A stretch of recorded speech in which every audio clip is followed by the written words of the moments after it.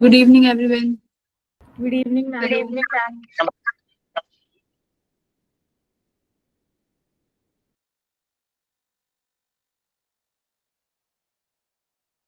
Good evening, ma'am. Good evening, Vyom. तो अभी कैसी रही तुम्हारा हॉलीडे वीक?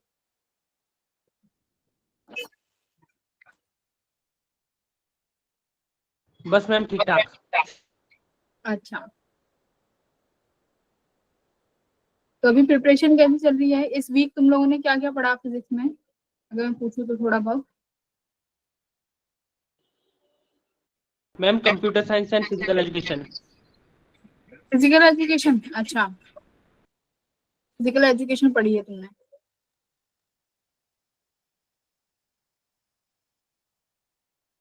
क्यों भाई जतिन, तू नहीं पढ़ा फिजिक्स में? और बाकी के तो तुम्हारे दिल्ली वाले स्टूडेंट्स जो हैं उनके एग्जाम कब तक चलेंगे? मैम अभी तो चलेंगे 21 तक। ठीक है, देखो 21 तक एग्जाम चलेंगे, तो 21 तक तो एक हाथ पे हाथ रख के तो नहीं बैठ सकते कि पढ़ना ही नहीं है ना।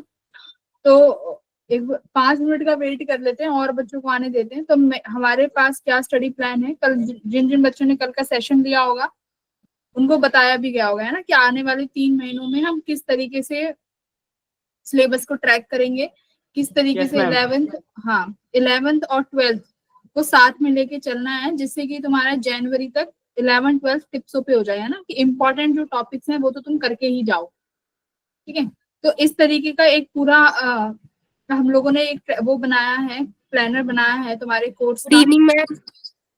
गुड इवनिंग नंदनी, है ना। तो उस कोर्स प्लानर के अकॉर्डिंग हम लोग आने वाले 3 महीनों में चलेंगे। अब मैं तुम्हें भी वो शो करूंगी कि किस तरीके से हम लोग चलेंगे। तो और बच्चों के आने का वेट कर लेते हैं, अभी 7 ही बजे हैं, 7:05 तक वेट करते हैं। मैम मेरे को ना रोटेशनल मोशन वाले चैप्टर में डाउट थे 11th के काफी सारे। हाँ, उसमें रोटेशनल में तो रहेगा डाउट, है ना। उसके बस तुम्हें ना, जब हम पढ़ेंगे तो सिर्फ तुम उसको इस तरीके से करके जाना कि उसके फॉर्मूला बेस्ड क्वेश्चंस और जो मूवमेंट ऑफ इनर्शिया के जो नॉर्मल क्वेश्चंस है वो, और एक रोलिंग मोशन, ये 2 टॉपिक जरूर करके जाना उसके। क्योंकि रोटेशनल का ऐसा ही है कि उससे क्वेश्चन बनते भी हैं और कई बार होता है कि इतने टफ क्वेश्चन चले जाते हैं कि नहीं बनते, है ना। तो अभी तुम उन टॉपिक्स पे ध्यान दो कि जहाँ से क्वेश्चन तुमसे 100% बन जाए। ठीक है, ओके मैम। रोटेशनल में 1 महीना मत वेस्ट करना। हाँ व्योम। मैम मैंने अब की बार जो मिड टर्म के पेपर हुए थे उसमें एक पिक्यूलर चीज नोटिस की मैम। हाँ बताओ। मैम जैसे अब की बार ना क्वेश्चन बहुत सारे डायग्राम बेस्ड आए थे। जैसे कि हमारा 5 मार्क्स का एक क्वेश्चन वही था कि ट्रांसफॉर्मर को ड्रॉ करना है आपको। तो अब की बार अच्छा, फिजिक्स में ऐसे क्वेश्चन बहुत आए। हाँ डायग्राम बेस्ड, ठीक है। Good evening ma'am. Good evening Rajat. और एक बार ग्रुप पे मैसेज करते हैं। राधे राधे मैम। राधे राधे।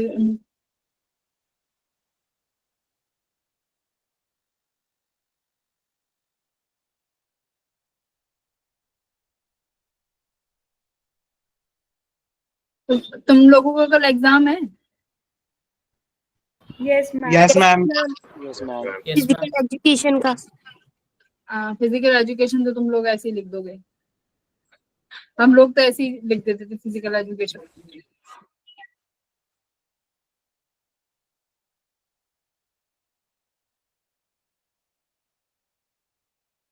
चलो,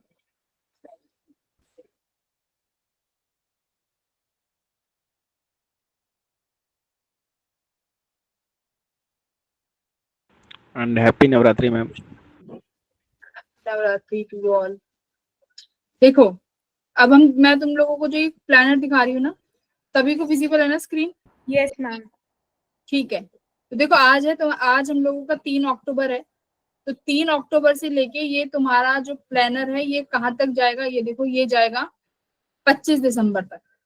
ठीक है, 25 से 30 दिसंबर तुम लोगों का ब्रेक है। उसके बाद जब तक तुम्हारे एग्जाम नहीं हो जाता, तुम्हें जो भी डाउट हो, डाउट क्लासेस हो, वो सब लगेंगी, है ना। बट उससे पहले हम लोगों को क्या पढ़ लेना है वो हम लोग देख लेते हैं। देखो, रे ऑप्टिक्स तुम्हारा ऑप्टिकल इंस्ट्रूमेंट टॉपिक बचा हुआ है, जो कि मैं हम लोग आज कंप्लीट कर लेंगे। ठीक है, उसके बाद क्या है तुम लोगों का वेव ऑप्टिक्स। ठीक है, अब जो यहाँ पर इस प्लानर में जो टॉपिक डले हुए हैं ये वही टॉपिक हैं जो कि एग्जाम के पॉइंट ऑफ व्यू से हाईली इंपॉर्टेंट है। यहाँ पर कोई भी ऐसा टॉपिक नहीं है जिससे पिछले 5 सालों में क्वेश्चन नहीं आया हो और वो यहाँ पर तुम्हें दिखने को मिलेगा। ठीक है, ऐसा कोई भी टॉपिक यहाँ नहीं होगा। तो ये सारे हाईली इंपॉर्टेंट टॉपिक हैं। वेव ऑप्टिक्स में को हम अक्टूबर तक कंप्लीट कर लेंगे, 15 अक्टूबर तक।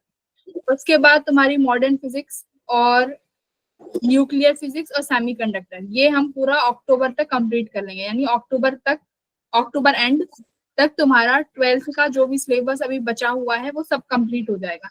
ठीक है, अब हमारे पास बचा कंप्लीट नवंबर और दिसंबर के पूरे 25 दिन। तो इन 1.5 महीनों में हम लोग क्या करेंगे, देखो इन 2 महीनों में हम क्या करने वाले हैं। नवंबर के स्टार्टिंग में देखो ये जो टॉपिक है ना mechanics 1, projectile, Newton, friction, work, power, energy, unit and dimensions, ये हम लोग कई बार क्लास में कर चुके हैं। Yes ma'am. इसमें हम लोग सिर्फ 10-12 दिन देंगे। इन 10-12 दिन में मैं थ्योरी तो भूल जाओ कि थ्योरी नहीं होगी, क्योंकि हम ऑलरेडी इतनी बार कर चुके हैं, PYQ भी हो चुके हैं। अब की बार सिर्फ ऐसे क्वेश्चंस करेंगे कि जो क्वेश्चंस अगर तुमने लगा लिए तो उनके अलावा जो जेई के पर्सपेक्टिव से जो भी क्वेश्चंस होंगे तुम इजीली सॉल्व करके ले जाओगे, है ना। वो क्वेश्चंस हम लोग सारी फैकल्टीज बैठ के उन क्वेश्चंस को पिक करेंगे कि हाँ भाई ये क्वेश्चंस ऐसे हैं, अगर बच्चे ये क्वेश्चंस लगा ले जाएंगे तो उनका एग्जाम इजीली क्रैक हो जाएगा, है ना। तुम्हें अलग से मेहनत करने की जरूरत नहीं पड़ेगी। तो इनमें हम लोग बहुत कम दिन लगाएंगे क्योंकि ये चैप्टर्स ऑलरेडी तुम्हारे कवर हो चुके हैं। उसके बाद आती है मैकेनिक्स सेकंड, जिसमें सर्कुलर मोशन का पार्ट, सेंटर ऑफ मोशन और रोटेशनल डायनामिक आती है। ठीक है, यहाँ पर देंगे 15 दिन। ठीक है, इन 15 दिनों में भी हम क्या करेंगे, थ्योरी पर कम ध्यान देंगे, क्रैश कोर्स टाइप का कुछ होगा। क्रैश कोर्स का मतलब होता है कि बहुत सारी चीजों को बहुत कम समय में पढ़ना है, यानी प्रोडक्ट हम पढ़ेंगे क्वालिटी वाइज, है ना, क्वांटिटी पे ध्यान नहीं देंगे, क्वालिटी पे ध्यान देंगे। तो इस तरीके से होगा। उसके बाद 1 दिसंबर के बाद तुम्हारे पास बचा अभी भी पूरे 25 दिन। अब 25 दिन में क्या करेंगे, देखो 25 दिन में अब 1 दिसंबर से लेके 18 दिसंबर तक तुम्हारा चलेगा ग्रेविटी से लेके वेव्स तक का पार्ट। ठीक है, तो इन 20 दिनों में तुम्हारी जो ग्रेविटी के बाद वाली फिजिक्स है, जो कि हम लोगों ने एक बार भी टच नहीं करी है ना, जिसे हमने एक बार भी नहीं पढ़ा है क्लास में, तो पूरे 20 दिन पूरे अच्छी तरीके से, मुझे नहीं लगता कि 20 दिन से ज्यादा इन KTG और ये SHM और वेव्स में हमें लगेंगे। तो पूरे 20 दिन बहुत अच्छे से हम लोग क्या करेंगे, ग्रेविटी से लेके वेव्स तक की पढ़ाई करेंगे। ठीक है, अब हो 20 दिन कंप्लीट हो गए। अब 20 से लेकर तुम्हारे पास 25 दिसंबर तक का टाइम है, ब्रेक से पहले। इसमें क्या करेंगे, 12th क्लास का रिवीजन, क्योंकि अभी तक हम 11th पढ़ रहे हैं तो तुम लोग 12th से थोड़ा दूर हो जाओगे, है ना। तो 12th में जो अभी तक पढ़ चुके हैं हम, वेव ऑप्टिक्स से ज्योमेट्रिकल ऑप्टिक्स से पहले का पार्ट, जो कि तुम भूल ना जाओ, क्योंकि अभी तो ये रिसेंटली है, तुम्हारे माइंड में है। लेकिन जो पहले का पढ़ा हुआ है, मैग्नेटिज्म हो गया, इलेक्ट्रिसिटी हो गया, करंट इलेक्ट्रिसिटी और इलेक्ट्रोस्टैटिक्स हो गया, पोटेंशियल हो गया, उन 5 दिन में उनके सिर्फ क्वेश्चन उठाएंगे, है ना। तो तुम लोगों को क्या करना है, बस एक दिन पहले में हम बता देंगे कि ये पढ़ना है, तो तुम लोग एटलीस्ट थ्योरी देके क्लास में बैठ जाओ कि क्वेश्चंस जो हम कराएं ब्लैंक ना हो, क्वेश्चंस को समझ पाओ, है ना। अगर तुम्हारे पास बेसिक कॉन्सेप्ट क्लियर नहीं होगा तो वो क्वेश्चंस को सॉल्व करना थोड़ा डिफिकल्ट हो जाएगा। ठीक है, बोलो। यस।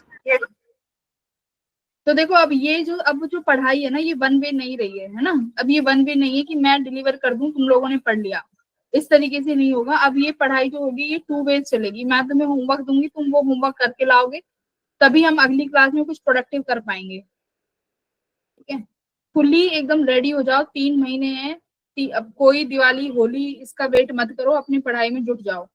और टीचर्स जैसा प्लान बना रहे हैं उसी प्लान के अकॉर्डिंग चलो, तो निकाल लोगे तुम, टेंशन मत लेना ज्यादा। ठीक है, मैम ये प्लानर प्लीज शेयर कर देना आप। ये प्लानर देखो, ये प्लानर शेयर कर सकते हैं।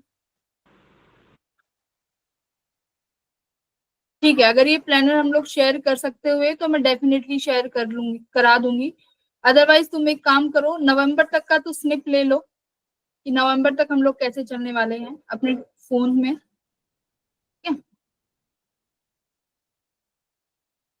अदरवाइज मैं डेफिनेटली Yes, sir. शेयर कर दूंगी।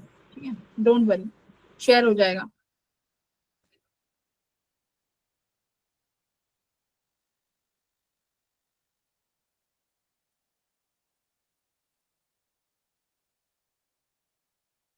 अब टाइम वेस्ट नहीं करते, आप पढ़ते हैं अपना ऑप्टिकल इंस्ट्रूमेंट। ठीक है, तो ऑप्टिकल इंस्ट्रूमेंट से हम लोग स्टार्ट करेंगे। ऑप्टिकल इंस्ट्रूमेंट में देखो क्या क्या टॉपिक्स कवर होंगे आज हमारे।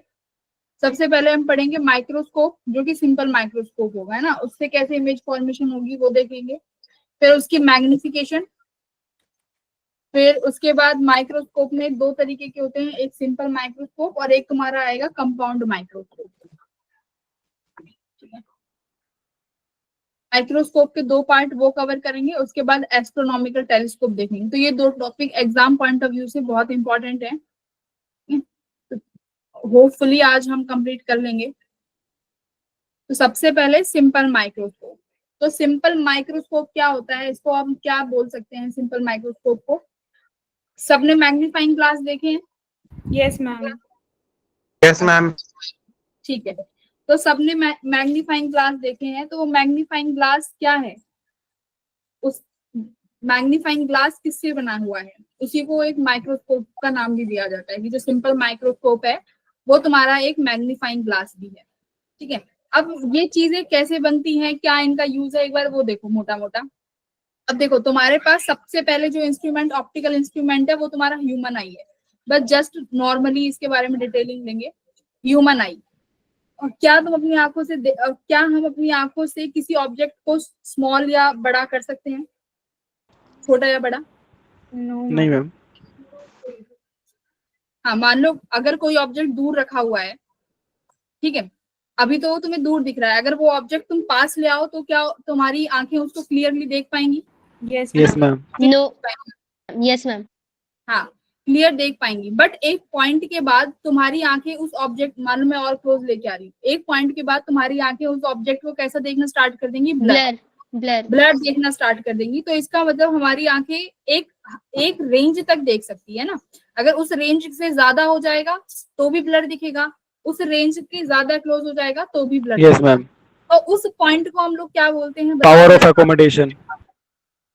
हाँ हाँ, उस पॉइंट को, जो रेंज मैंने बोली है, उस रेंज को हम लोग क्या बोलते हैं? Point ma'am of distant, ma'am वो 25 सेंटीमीटर होता है। हाँ हाँ, पॉइंट ऑफ डिस्टिंक्ट पॉइंट, कि जहां पर तुम्हारी आईज जो है least distance of distinct point, यानी तुम्हारी आईज जहां तक क्लियर देख सके। अगर उसके बाद होगा तो नो क्लियर विजिबल। ठीक है, अब एक बात बताओ, अगर मैं उसके आगे लेके आ रही हूँ, मान लो 25 सेंटीमीटर तक तो मैं देख पा रही हूँ, अगर मैं उससे आगे लेके आ रही हूँ नहीं दिखेगा, वो सर में दर्द होगा। हाँ, अभी देखो अगर मैं अभी पढ़ा रही हूँ ना, अमित 2 मिनट के लिए सब शांत हो जाओ, है ना, जब मैं पूछूं तभी बताओगे, ठीक है? सुनते जाओ अभी तुम Okay, कहानी की तरह सभी लोग। ठीक है, नहीं दिखेगा। अब एक बात बताओ, मुझे उस ऑब्जेक्ट को और क्लोज लाके देखना है, नहीं दिखेगा, उसके लिए मैं क्या करूंगी? किसी ऑब्जेक्ट की मदद लूंगी, जो कि अब तक हम पढ़ते आए हो, लेंसेज। ठीक है, अगर मैं कॉन्वेक्स लेंस का यूज करूं, कॉन्वेक्स लेंस है ना, अगर मैं कॉन्वेक्स लेंस का यूज करूं, कॉन्वेक्स लेंस का यूज करते हैं, तो ये क्या करेगा? यहाँ पर देखो क्या लिख रहा है, microscope is an optical instrument used to increase the visual angle of object which are too small to be seen by naked eye। अब यहाँ पे टर्म आया कि विजुअल एंगल, कि मैम ये विजुअल एंगल क्या है? देखो विजुअल एंगल क्या है, मान लो तुम्हारे पास कोई भी ये ऑब्जेक्ट रखा हुआ है, ठीक है, मैं ये टर्म समझा रही हूँ विजुअल एंगल। इसका मतलब क्या है, यहाँ पर कोई एक ऑब्जेक्ट रखा हुआ है और यही तुम्हारी आईज है, यहाँ पर तुम्हारी ये आईज है। अब ये जो ऑब्जेक्ट है तुम्हारी आंखों से कितना एंगल सबटेंड कर रहा है, इसी को क्या बोला गया है? विजुअल एंगल बोला गया है। जो कि तुम्हारी आंखों से एक ऑब्जेक्ट कितना एंगल सबटेंड कर रहा है, उसे क्या बोला है? Visual angle. अगर इसी ऑब्जेक्ट को, अब आंखों से जो एंगल बन रहा है उस विजुअल एंगल को मैं यहाँ पे मान के चल रही हूँ अल्फा। ठीक है, अब माइक्रोस्कोप का क्या काम है? अब तुम एक बार बताओ कि इस विजुअल एंगल को जितना बड़ा बनाए, देखो इस तरीके से, इसी को ही बनाते हैं, छोटे वाले को। मान लो ये तुम्हारी आईज है, ठीक है, ये तुम्हारी आईज है, यहाँ पे ये एंगल बना। अब देखो यही एंगल यहाँ पे जाके इमेज बनाएगा, है ना, यही आगे यहाँ पे जाके इमेज बनाएगा। अब ये जितना छोटा विजुअल एंगल होगा उतनी ही छोटी क्या बनेगी, इमेज बनेगी। ठीक है, जितना छोटा विजुअल एंगल होगा उतनी ही छोटी तुम्हारी आंखें क्या बनाएंगी, इमेज बनाएंगी। इसका मतलब तुम्हें बड़ी इमेज को देखने के लिए इस विजुअल एंगल को क्या करना पड़ेगा, इंक्रीज करना पड़ेगा। समझ रहे हो, क्योंकि विजुअल एंगल बढ़ेगा तो तुम्हारी आंखों पर जो इमेज बनेगी उसका साइज बढ़ेगा। समझ रहे हो, विजुअल एंगल बढ़ेगा तो उस इमेज का क्या बढ़ेगा,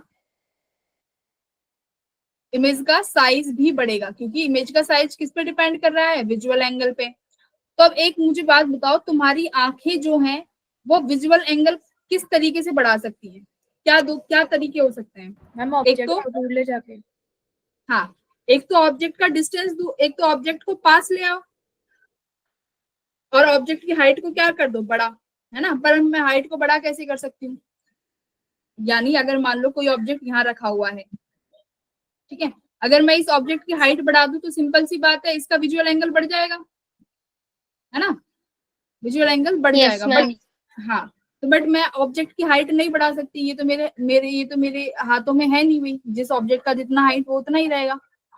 तो अब इसके लिए हम किस ऑब्जेक्ट का यूज करते हैं, माइक्रोस्कोप का। तो माइक्रोस्कोप का काम क्या है, ये जो चीजें नेक्ड आई से देखने में बहुत स्मॉल लग रही हैं, स्मॉल क्यों लग रही हैं, क्योंकि जो एंगल बन रहा है, जो एंगल आंखें परसीव कर रही हैं वो बहुत स्मॉल है, इसलिए उसकी इमेज स्मॉल है और तुम्हें वो चीजें छोटी दिखाई दे रही है। तो माइक्रोस्कोप क्या करेगा, इस एंगल को बढ़ा देगा। ठीक है, माइक्रोस्कोप का काम क्या है, इस एंगल को बढ़ा देगा। अब इस एंगल को बढ़ाने से क्या हो जाएगा भाई, तुम उस ऑब्जेक्ट को क्लियरली सीन कर सकते हो। ठीक है, ये काम है तुम्हारे माइक्रोस्कोप का। एक लाइन में बोला जाए तो क्या करेगा, विजुअल एंगल बढ़ा देगा। ठीक है, अब ये देखो कि माइक्रोस्कोप बनेगा किसी, ये तो समझ में आ गया कि काम क्या करेगा। अब ये सुनो कि भाई देखो, दो तरीके के माइक्रोस्कोप है, एक सिंपल इस तरीके से जो तुम्हारा मैग्नीफाइंग ग्लास है, ठीक है, दूसरा कंपाउंड माइक्रोस्कोप जो कि तुम लोगों ने लैब में देखा होगा तुम्हारे स्कूल की, इस तरीके से। ठीक है, तो ये दो माइक्रोस्कोप है। तो सबसे पहले सिंपल माइक्रोस्कोप पढ़ेंगे। सिंपल माइक्रोस्कोप देखो, अब बात आई कि बनेगा कैसे, यूज पता चल गया कि ये काम करेगा, बनाए कैसे भाई। अब मुझे एक बात बताओ, मैं उस जो तुम्हारा ऑब्जेक्ट है, मैं उसके साइज को बढ़ाना चाहूंगी कि छोटा करना चाहूंगी इस माइक्रोस्कोप से, बढ़ाना चाहेंगे। है ना। मैग्नीफाइंग ग्लास से जब तुम किसी किताबों में देखते हो तो उसका साइज बड़ा दिखता है ना, बड़ा बड़ा दिखता है। हाँ, तो अब मुझे Yes, बताओ कि हाँ, बड़ा दिखेगा, तो मैं कन्वेक्स लेंस का यूज करना चाहती हूँ। ठीक है, यहाँ पर कि मैं चाहती हूँ कि मैं ग्लास बना रही हूँ मैग्नीफाइंग माइक्रोस्कोप से। मुझे बताओ अब कॉन्वेक्स लेंस अगर मैं यूज कर रही हूँ तो उस ऑब्जेक्ट को कहाँ पर किस पोजीशन पे रखूं। पढ़ चुके हो लेंस, कॉन्वेक्स लेंस। तुमने बताया कि मैम इमेज को बड़ी बनाना चाहते हैं, तो बड़ी इमेज की कहाँ पर बनेगी, बताओ जरा। ये इसका ऑप्टिकल सेंटर है। हम्म, कहाँ बनाऊं। मैम F और 2F के बीच में। हाँ, एफ और ओ के बीच में। अगर मुझे बताओ, अगर कॉन्वेक्स लेंस है और एफ और ओ के बीच में अगर आप इमेज को रखेंगे, ठीक है, एफ और ओ के बीच में इमेज को रखेंगे तो कैसी इमेज बनेगी, जरा बताएं। नोट खोलो। वर्चुअल, इरेक्ट वर्चुअल और वर्चुअल और मैग्निफाइड।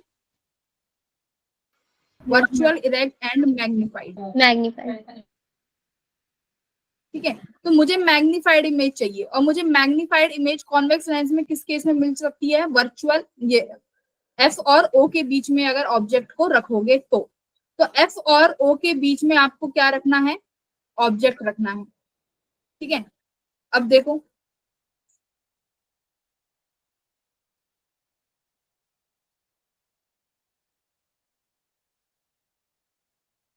हाँ,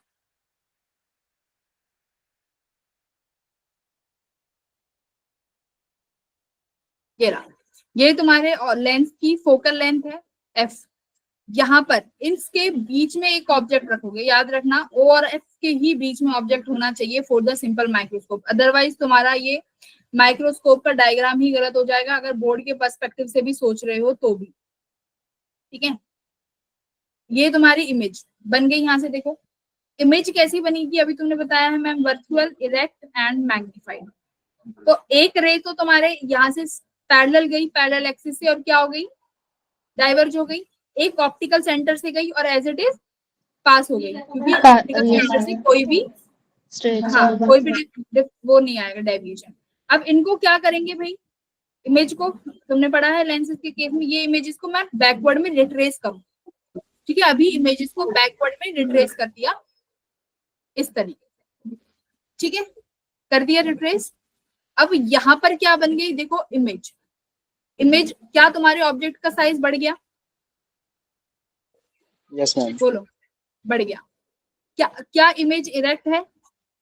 उल्टा दिखाई देगा। जब मैग्नीफाइंग ग्लास में से ए को देखते हो क्या उल्टा दिखता है? नहीं दिखता। इमेज कैसी है? इरेक्ट है। और जैसे कि आप कैसे समझोगे, मान लो ये तुम्हारी किताब है, ठीक है, यहाँ पे एक किताब रखी हुई है जहां से तुम, ये तुम्हारा मैग्नीफाइंग ग्लास है, तुम इस की तरफ देख रहे हो, तो तुम्हारा जो ये ऑब्जेक्ट है ना, ये ऑब्जेक्ट किस रेंज में आना चाहिए?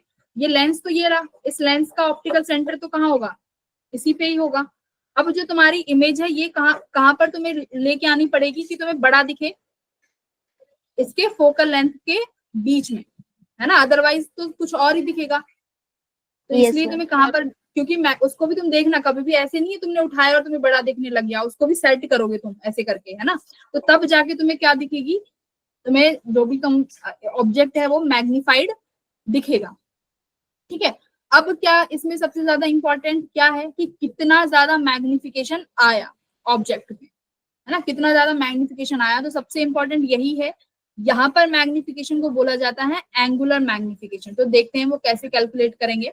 उससे पहले कुछ छोटे छोटे पॉइंट्स हैं, जैसे नियरर पॉइंट क्या होता है हमारा, closest distance in the front of the I that a person capable of focusing, है ना, बस वो 25 सेंटीमीटर वाला, कि वहां तक तुम्हारी आईज फोकस कर सकती है नॉर्मली। अगर उससे आगे लेके आओगे तो तुम्हें दिखेगा ही नहीं, फोकस नहीं कर पाओगे, ठीक है। इस तरीके से ये इनको बोला जाता है नियर पॉइंट।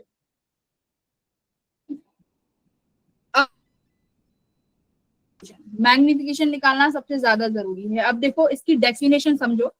डेफिनेशन क्या कह रही है, the ratio of angle subtended at the eye by the image formed by an optical instrument to that subtended at the eye by an object when not reviewed through the instrument। इसका मतलब क्या है कि ये समझो, यहाँ पे पहले ये ऑब्जेक्ट है, ठीक है, इस ऑब्जेक्ट को पहले तुम सिंपल अपनी आंखों से देख रहे हो, ठीक है, इस ऑब्जेक्ट को पहले तुमने सिंपल अपनी आंखों से देखा, आंखों से देखा तो मान लो ये एंगल सबटेंड किया अल्फा, ठीक है, इस ऑब्जेक्ट के लिए ना है।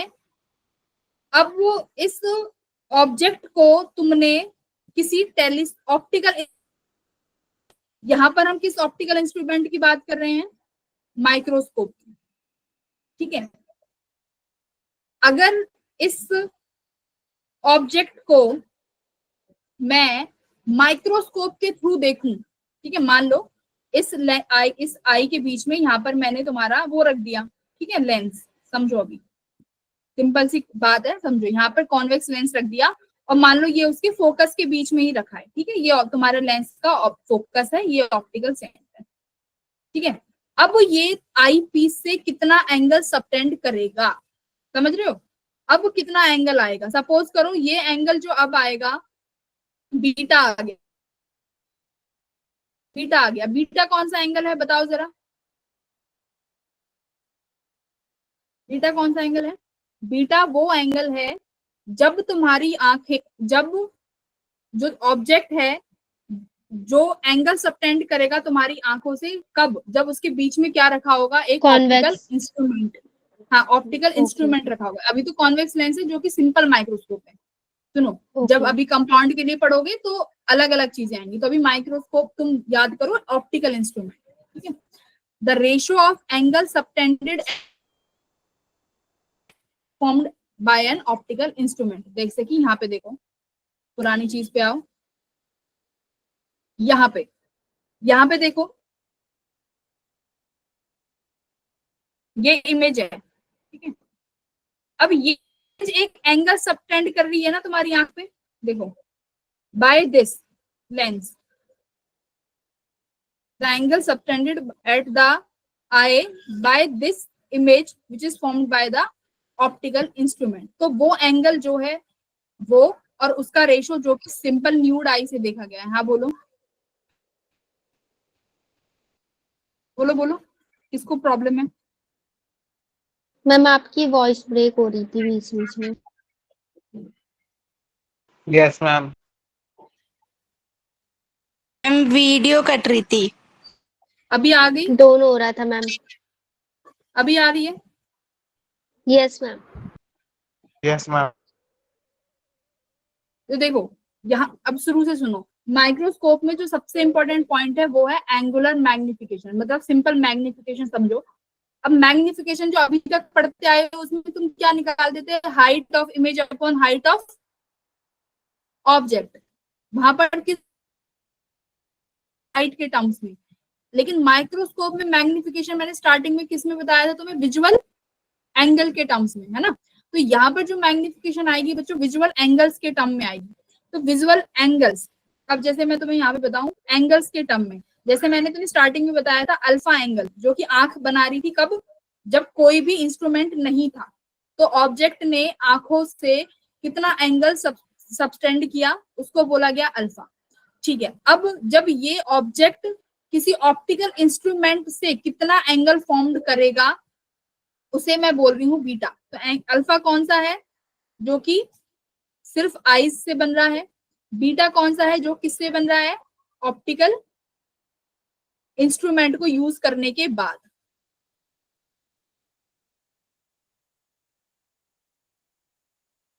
अभी अल्फा बीटा में कोई प्रॉब्लम है और एंगुलर मैग्निफिकेशन की प्रॉब्लम है तो पूछो एक बारी. देखो जैसे ये रहा अल्फा एंगल.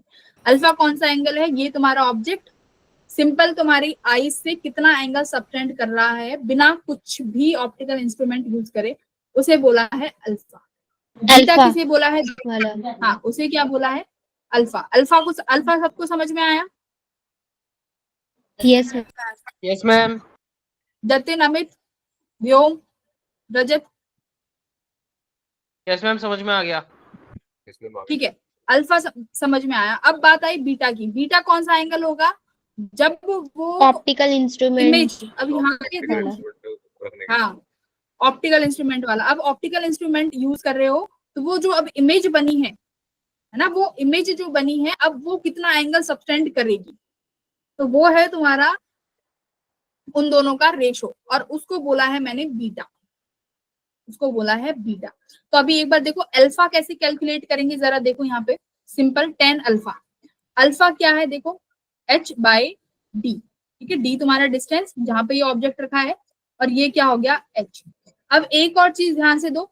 अल्फा जो मैं अब तो तुम इतना तो समझ गए कि अल्फा वो एंगल है जो आंखों से बन रहा है सिर्फ. तो ऑब्जेक्ट कहाँ पे रखा होगा ये जरूर सुनो. मैम. हाँ मैम ये माइनस बोलो, टी बोलो. क्यों है? अभी रुक जाओ. अभी इस पे मत जाओ, मैं आऊंगी यहाँ पे. ठीक है. अभी क्या है अब देखो जो ये डी लिखा हुआ है ना, पहले इस डी का मतलब समझो कि ये डी क्या है. ये डी का मतलब ये है कि तुम्हारी आंखें बिना किसी ऑप्टिकल इंस्ट्रूमेंट को यूज करे कितना लार्ज देख सकती है ना, कितना बड़ा देख सकती है. तो ये वो एंगल है. अब मुझे बताओ जो ये डी डिस्टेंस होगा ये बच्चों मुझे बताओ कहाँ पर होगा ये डी डिस्टेंस, जहां पर तुम्हारी आंखें सबसे बड़ा और साफ देख सकें. 25 सेंटीमीटर. क्या 30 सेंटीमीटर पे होगा या 25 सेंटीमीटर पे? डिस्टिंक्ट पॉइंट हो गया ना ये कि ये अगर मैं यहाँ पे जनरल भाषा में लिख दूं कि अल्फा एंगल क्या है, ये वो विजुअल एंगल है जो कि फॉर्म्ड किया गया है, formed by object keeped at D. ये देखो डी का यहाँ बहुत यूज आएगा. एक बार समझ लो फिर खटाखट एट डी. ठीक है. कि तुम्हारी आईज, ये डी क्या है कि सबसे बड़ा देख सके, है ना. Eyes can see larger. तो तुम्हारी आंखें सबसे बड़ा कहाँ देख सकती हैं और साफ भी, जो कि लीस्ट डिस्टेंस वाला पॉइंट है ना. वो लीस्ट डिस्टेंस याद रखो. तो वो आईज के लिए वेरी करता है बट जो एवरेज अच्छी आईज है ना, बिना चश्मे वाली आईज है उनके लिए वो कितना होगा 25 सेंटीमीटर। तो ये वो डिस्टेंस डी है, ठीक है। अल्फा के लिए डिस्टेंस डी का मतलब वही है, लीस्ट डिस्टेंस पॉइंट, ठीक है। अब बीटा को एक बार डिस्कस कर लेते हैं। यहाँ पर बीटा मत समझो, यहाँ पर आएगा बीटा। मैं अब जो ये मैंने लिखा हुआ है मैं इसको एक बार रब कर रही हूँ, ठीक है। मैम एक बार स्क्रीनशॉट ले लेता। किस चीज का? मैम डायग्राम का। डायग्राम ये है तो ठीक है, ओके मैम। ये है सारे डायग्राम, ये इनसे सब हो जाएगा। ये देखो तुम्हारी आंखें ये है, मैम ये मैम हाँ ये एक बार दोबारा समझा दो। क्या समझा दो दोबारा, बोलो। मैम ये ये अल्फा जो का एंगल लेंस है, वाला था। हाँ वो समझाऊंगी, वो यहाँ पे समझाऊंगी। सुनो, ये अल्फा वाला समझ में आ गया। अब ध्यान दो बीटा पे। अब बीटा वाले को ध्यान से समझो। लेंस वाला, लेंस वाला क्या है? लेंस वाला देखो कि अब तुमने यहाँ पे एक लेंस लगा दिया और ये रहा तुम्हारा ऑब्जेक्ट, ठीक है। ये ऑब्जेक्ट रहा, ये तुम्हारी आईज है, ठीक है। यहाँ पर बन गई तुम्हारी इमेज, ये बन गई इमेज। अब बीटा कहां पर बनेगा देखो, क्या ये एंगल बीटा होगा? बोलो। ये तुम्हारी आंख यस से मैम। जो इमेज वाला एंगल है, जो इमेज बनाएगी, ध्यान रखना, जो एंगल इमेज बनाएगी after using optical instrument and this angle is subtended at the eye. ध्यान दो क्या लिख रहा है, डेफिनेशन पढ़ो। Angle subtended at the eye by the image, किसके द्वारा? इमेज के द्वारा। किसने बनाया है? ऑप्टिकल इंस्ट्रूमेंट, ठीक है। तो दो चीजें हैं, एक तो इमेज का एंगल कहां पर बनना चाहिए? आई पर बनना चाहिए। किसने बनाया होगा? Optical instrument. तीन चीजें, ठीक है। बस एक चीज अलग है यहाँ पर बीटा में, एक चीज अलग है which is usage of optical instrument. Beta समझ आ गया? Yes ma'am. ठीक है, तो मैं इस एंगल को बीटा बोल सकती हूँ, ठीक है। ये एंगल बीटा है, जहां पर मेंशन, हाँ ये चलो मेंशन हो गया। तो ये एंगल तुम्हारा बीटा हो गया। अब बीटा से देखो तुम्हें 10 बीटा निकालना है एंगल, क्योंकि भाई यहाँ पर एंगुलर मैग्निफिकेशन की बातें हो रही है, तो बीटा निकालो। तो 10 बीटा यानी परपेंडिकुलर अपॉन बेस। तो बीटा के लिए देखो तुम्हारे पास दो एंगल है, दो ट्रायंगल है।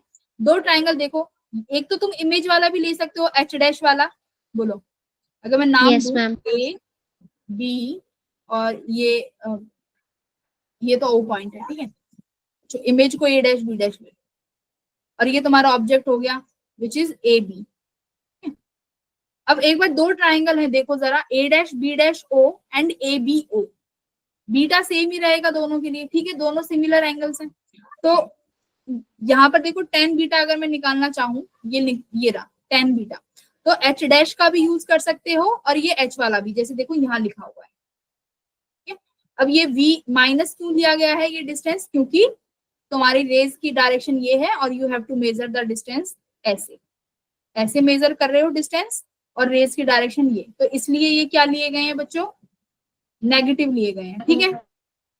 बोलो। Okay ma'am. तो अल्फा डाउट समझ है। में आया? हाँ बोलो। मैम ये जो हमने लिया है एच डैश अपॉन में minus V is equal to H upon minus U, इसमें इन दोनों जो रियल ऑब्जेक्ट है और वो जो इमेज सबटेंड हो रही है बीटा वाली, उन दोनों की हाइट में डिफरेंस है, तो हम दोनों को इक्वल कैसे ले सकते हैं? वो छोटी में जो बड़ी उनका, इमेज है। हाँ राइट, उनका v और u देखो, v और u भी डिफरेंट है। Yes ma'am. v और u भी डिफरेंट है, तो उन दोनों का जो रेशो निकल के आएगा वो बिल्कुल बराबर होगा। अब यहाँ पर एक चीज देखो, जो ये 10 अल्फा और जो 10 बीटा है ना, ये इस तरीके से होंगे कि 10 अल्फा, क्योंकि ये एंगल ना बहुत छोटा होगा, क्योंकि माइक्रोस्कोप तुम किस ऑब्जेक्ट के लिए यूज करोगे? जो छोटे ऑब्जेक्ट होंगे, राइट। तो 10 अल्फा जो होगा ना वो बहुत स्मॉल होगा कि तुम इसको बाय ज्योमेट्री अल्फा ले सकते हो। सिमिलरली बीटा के लिए है, जो तुम्हारा बीटा बनेगा वो नियरली इतना छोटा होगा कि जिसको तुम नियरली क्या लिख सकते हो? बीटा लिख सकते हो। अब फॉर्मूला देख लो, रेशो है दोनों का, तो रेशो ये रहा 10 alpha by 10 beta. Angular magnification क्या हो जाएगी? बीटा अपॉन अल्फा, क्योंकि वही था 10 बीटा अपॉन 10 अल्फा लिखते, तो ये एंगल मैंने बोला कि क्या हो जाएंगे? छोटे एंगल है, तो 10 यहाँ से रिमूव हो जाएगा, तो this is equals to beta upon alpha. अब यहाँ पर तुम्हें वैल्यू रखनी है जो अभी तुमने कैलकुलेट करी है, ये वैल्यू रखी तो यहाँ से तुम्हारे पास जो सिंपल माइक्रोस्कोप के लिए मैग्निफिकेशन निकल के आया, कितना निकल के आया, D by U. D by U, U क्या है एक बार ध्यान से देख लो, ऑब्जेक्ट का distance from the lens, object का डिस्टेंस फ्रॉम द लेंस, ठीक है। और डी क्या है, डिस्टिंक्ट पॉइंट, तो ये तुम्हारा मैग्निफिकेशन है, ठीक है, याद रहेगा डी बाय यू, बस magnification equals to D by U, ये तुम्हारा सिंपल माइक्रोस्कोप है बस। बोलो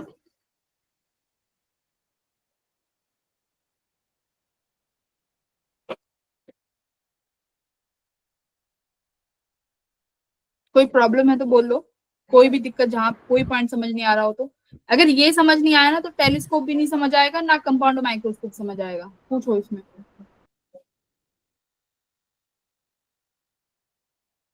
मैम एंगुलर मैग्निफिकेशन दोबारा बताना।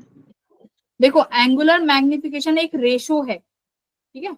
जैसे पुराने क्लासेस में मैग्निफिकेशन निकाला था ना, सिर्फ पुरानी क्लासेस में मैग्निफिकेशन निकाला था बस, यस मैम। जो क्या था, height of image upon height of object, ये तो मैग्निफिकेशन है कि कितना हाइट को बढ़ा दिया। बट माइक्रोस्कोप में या किसी भी ऑप्टिकल इंस्ट्रूमेंट में इस मैग्निफिकेशन को हम बोलते हैं एंगुलर। एंगुलर का क्या मतलब है कि एंगल आ गया, यस जो मैग्निफिकेशन है वो एंगल्स की टर्म्स में आएगी, ठीक है। तो एंगल्स की टर्म्स में आएगी, तो अब एंगल की टर्म्स में कैसे निकालोगे कि तुम्हारी आंख से, एक तो नॉर्म देखो आंख से कंपैरिजन हो रही है कि जो कि अल्फा एंगल है, ये वो एंगल है जो ऑब्जेक्ट सिर्फ आईज के साथ सस्पेंड कर रहा है ना, सबटेंड कर रहा है, अल्फा एंगल। अब बीटा वो है कि माइक्रोस्कोप या किसी ऑप्टिकल इंस्ट्रूमेंट को यूज करने के बाद वो एंगल कितना बढ़ गया, ठीक है, कि वो एंगल कितना बढ़ गया। तो तुम्हें बस अल्फा और बीटा निकालने हैं।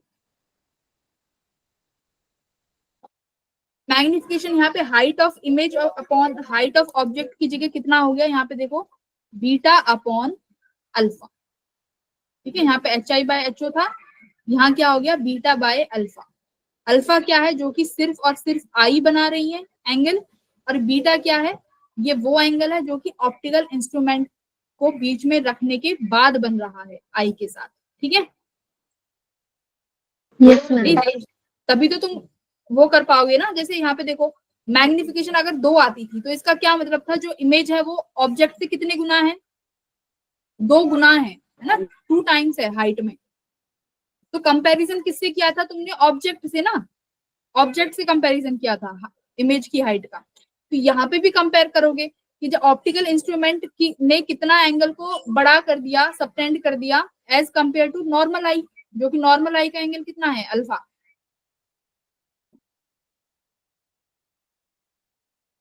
Okay ma'am.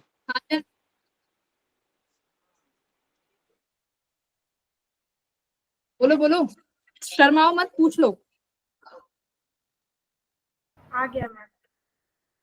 दीपांशी आया, यस मैम आ गया। नैन्सी, नैन्सी आई नहीं है क्या आज?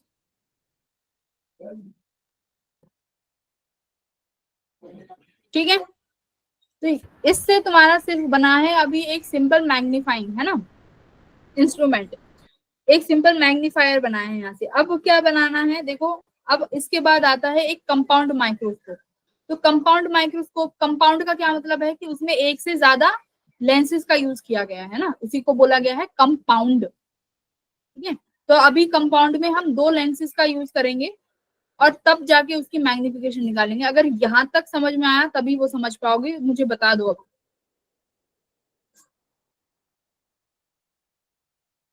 मैम एक अल्फा चैट कैसे, बोलो बोलो।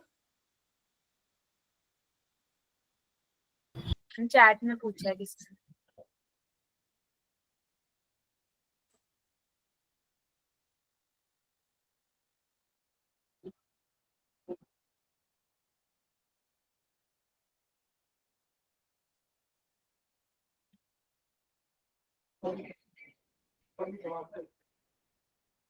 अच्छा हाँ, साइन के साथ ही कंसिडर करना है। यहाँ पे मैग्निफिकेशन का जो फॉर्मूले आएंगे ना, मैं साइन के साथ ही तुम्हें ड्रॉ कराऊंगी, तो तुम इतना अभी इतना वो कंफ्यूज मत हो, ठीक है। तो साइन के साथ ही आएंगे। देखो जैसे यहाँ पे u और जो d है ये साइन के साथ ही रखा गया है। मैम ये तो हमने फिर पहले से ही साइन के साथ ही हमने कंसीडर करा था, हाँ। दोबारा तो हमें साइन नहीं लगाना दोबारा पड़ेगा। नहीं, नहीं नहीं दोबारा नहीं लगाना है, क्योंकि यहाँ पे u और d ऑलरेडी साइन के साथ है, ठीक है। क्योंकि h तो कैंसिल हो जाएगा, हाइट देखो यहाँ पे h तो कैंसिल हो गए, u and d is already with the science, तो अब यहाँ पे तुम्हें अलग से कोई साइन नहीं यूज करना है सिंपल माइक्रोस्कोप के लिए। तो यस मैम आ गया। चलो अल्फा बीटा क्लियर है तुम्हारे। अल्फा क्या है, मैं अगर पूछूं तो मुझे बताओ कि अल्फा क्या है, क्या अल्फा चेंज हो सकता है, कौन बताएगा? No ma'am. हाँ, क्योंकि इसमें डी क्या रहेगी, वही सेम रहने वाली है, बस एच डिफर हो सकता है ना, डी सेम रहने वाला है हर किसी में, ठीक है। Yes ma'am. तो डी का जो अल्फा है उसका फॉर्मूला h/d है, तो डी Yes. वही डिस्टेंस रहेगा। हाँ, डी चेंज नहीं होगा। अब यहाँ पर देखो, यहाँ पर आते हैं केसेस, ठीक है। इन केसेस को व्हेन ऐसे मत पढ़ना कि when image is at infinity, यहाँ पर ये थोड़ा सा ठीक, ये भी ठीक है, बट मोर कॉन्सेप्चुअली ये ऐसे होगा कि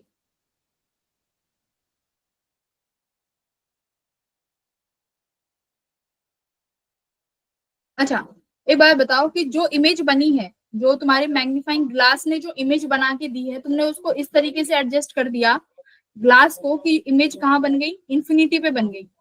तो मुझे एक बात बताओ, वो मैग्निफिकेशन क्या हुई, मिनिमम हुई या मैक्सिमम? दिमाग लगा के सोचना अपनी आंखों के हिसाब से कि तुम किसी चीज को देख रहे हो और जो चीज तुम्हें देखनी है उसकी इमेज जो है इंफिनिटी पे बन रही है, तो तुम्हारे आई के अकॉर्डिंग वो मैग्निफिकेशन मैक्सिमम है कि मिनिमम है?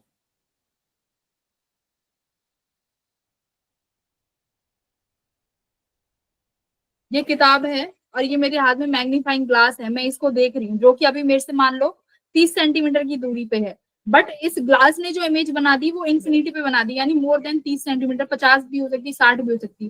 तो तुम्हारे लिए क्या वो बेनिफिशियल है, वो मैग्निफिकेशन? हाँ, तो ऐसी मैग्निफिकेशन जो इनफाइनाइट पे इमेज बन रही है, यानी दूर बन रही है, तो वो मैग्निफिकेशन मैक्सिमम होगी कि मिनिमम? Ma'am minimum. हाँ, वेरी गुड। ये जो मैग्निफिकेशन है, ये कौन सी मैग्निफिकेशन है? मिनिमम मैग्निफिकेशन, ठीक है।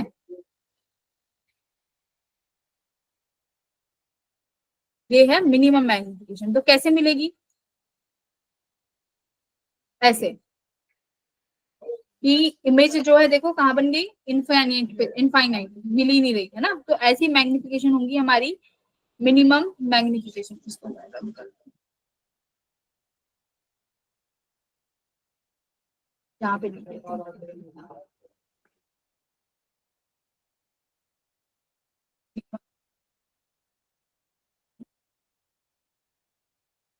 ठीक है, ये है हमारी मिनिमम मैग्निफिकेशन।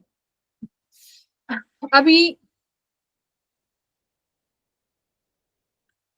देखो यहाँ पे फॉर्मूला डायरेक्ट लिखा हुआ है, पर तुम एक बार समझ लो कैसे मिनिमम मैग्निफिकेशन है ये। देखो मिरर फॉर्मूला यूज करेंगे, लेंस फॉर्मूला यूज करेंगे, क्या होता है 1/f equals to 1/v minus 1/u, ठीक है। f क्या है, इसका फोकल लेंथ, u क्या है, ऑब्जेक्ट की डिस्टेंस, v क्या है, तुम्हारे इमेज की डिस्टेंस।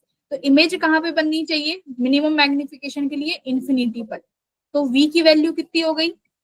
इनफाइनाइट, ठीक है। अब फॉर्मूले में देखो 1/f equals to minus 1/u, u क्या है, साइन के साथ माइनस 1/u, तो 1/u इक्वल्स टू 1/फोकल लेंथ। मैग्निफिकेशन कितनी आई है पीछे को देखो, d/u। Yes ma'am. हाँ, तो अभी यहाँ पर u की वैल्यू किसके बराबर आ गई? फोकल एफ के बराबर। हाँ, फोकल लेंथ के बराबर। यानी अगर तुमने ऑब्जेक्ट को फोकल लेंथ पे रख दिया तो वो तुम्हारे किसी काम का नहीं रहेगा, इसलिए बोला गया है फोकल लेंथ और ऑप्टिकल के बीच में होना चाहिए। यहाँ पर तुमने कहाँ रख दिया उसको? फोकल लेंथ पे ही रख दिया। तो फोकल लेंथ पे अगर रख दोगे तो इमेज बन जाएगी इनफाइनाइटी पे, that means this magnification is the minimum magnification. यहाँ पे लिख लो m मिनिमम, तो क्या फॉर्मूला आ गया सीधा d/f। ठीक है, अब दूसरा केस। यस अब अच्छा खुद ही बताओ, दूसरा केस मुझे चाहिए मैग्निफिकेशन मैक्सिमम हो। अब तुम्हें बताओ मैक्सिमम मैग्निफिकेशन हो, मैक्सिमम कैसे हो सकती है मैग्निफिकेशन कि किस डिस्टेंस पे बन जाए, डी पॉइंट पे, यस मैम डी पॉइंट पे बन जाए, है ना। यस मैम कि जो डी पॉइंट पे अगर तुमने इमेज बना दी, यानी उस लेंस को इस तरीके से एडजस्ट कर दिया कि जो तुम्हारी इमेज बन रही है वो डी पॉइंट पे बन रही है, दैट मीन्स तुम्हारी आईज को वैसे भी ज्यादा दिखेगा और वो पॉइंट डी पॉइंट पे जो इमेज है वो भी डी पॉइंट पे आ गई, that means this is the maximum magnification you can have. तो यहाँ पे लिखा गया है when image is at near point, that इसका मतलब है magnification maximum. Ma'am ma'am diagram में डी कहाँ है? अभी इसका अलग डायग्राम आएगा ना मैक्सिमम मैग्निफिकेशन का। ओके वो वाला जो था वो तुम्हारा इसके लिए था, इनफाइनाइट पॉइंट के लिए। तो इनफाइनाइट पॉइंट पे तो ये डिस्टेंस यू ही रहने वाली है ना। यस मैम हाँ, तो ये यू किसके बराबर हो गई, यहाँ से फोकल लेंथ के बराबर। अब देखेंगे नियरर पॉइंट के लिए। तो नियरर पॉइंट पे देखो, जो ये इमेज जो बन गई है तुम्हारी, ये किस डिस्टेंस पे बनेगी, डी पॉइंट पे। और डी पॉइंट मैंने तुम्हें बताया है, ये जहां जहां तुम्हें कैपिटल डी दिखे इसका मतलब this is the nearest point. ठीक है, तो ये तुम्हारा Okay. अब यहाँ, अब इसके लिए मैग्निफिकेशन निकालो, मैग्निफिकेशन इसके लिए निकालो, वही mirror formula lens formula use करो, 1/f equals to 1/v minus 1/u। ठीक है, 1/f, v क्या आएगी, v नेगेटिव आ जाएगा, -1/d। देखो ये कितना आ जाएगा, प्लस का 1/u। Yes ma'am. ठीक है, ये क्या है u मान लो। ठीक है, अब हमें फोकल लेंथ ऑलरेडी पता है, डी भी पता है, तो तुम्हें क्या चाहिए कि ये जो यू पॉइंट है ये कहाँ आएगा कि मुझे डी पॉइंट पर मिल जाए। भी निकालना तो यू है क्योंकि फोकल लेंथ भी तुम्हें पता होगा, डी भी तुम्हें पता ही है, तो यू चाहिए। तो यू निकालो, कितना आया यहाँ से 1/u equals to 1/f plus 1/d। ठीक है, अब तुम्हारे पास फॉर्मूला क्या था मैग्निफिकेशन का, d/u, तो ऑलरेडी किया हुआ है। ठीक है,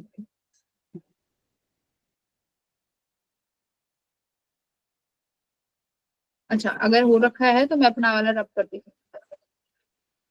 ठीक है, तो u की वैल्यू आ गई तुम्हारे पास, ये जो अभी मैंने कराया फॉर्मूला है d/u। तो u की जगह क्या रखो, ये वैल्यू रख दो, d/u क्या हो गया, 1/f प्लस 1/d। ठीक है, यहाँ से क्या कॉमन ले लो, d कॉमन ले लो। ठीक है, ये आ गया d, यहाँ से d बाहर ले लो, अगर यहाँ से d बाहर ले लिया तो ये कितना बच जाएगा, 1 प्लस यहाँ पर ऊपर क्या लिख दोगे, d/f, तो d से d कैंसिल हो गया, मैग्निफिकेशन कितना आ गया, 1 प्लस d/f। तो ये कौन सी मैग्निफिकेशन है तुम्हारी, मैक्सिमम मैग्निफिकेशन।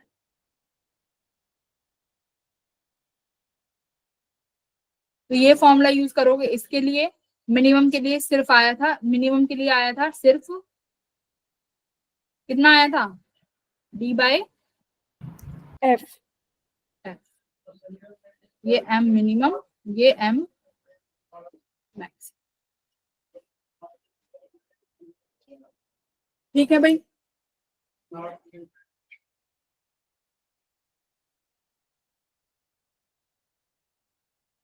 आगे बढ़ दूं।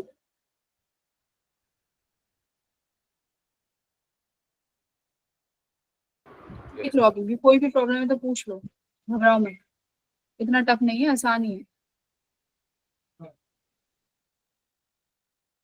अब एक बार देख लेते हैं माइक्रोस्कोप में तुमने क्या क्या पढ़ा है। ठीक है, 5 मिनट एक बार रिवाइज कर लेते हैं। फर्स्ट सबसे पहले तुमने पढ़ा विजुअल एंगल क्या होता है, अल्फा, जो कि एंगल सिर्फ और सिर्फ ऑब्जेक्ट जो है सिंपल तुम्हारी आईज के साथ सबटेंड करता है, वो एंगल।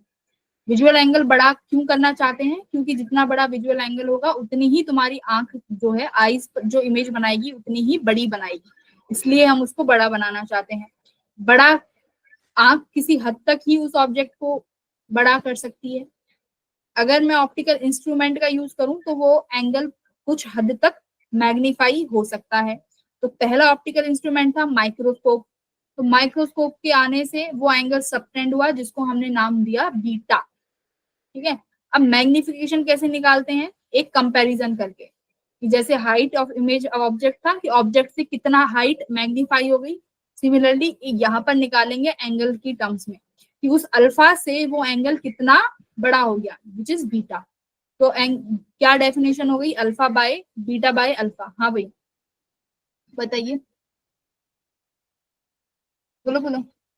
Beta by alpha. दो केसेस हो गए मिनिमम और मैक्सिमम मैग्निफिकेशन के।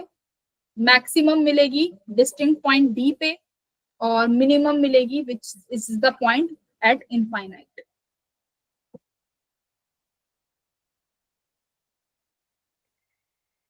आगे की तो पास।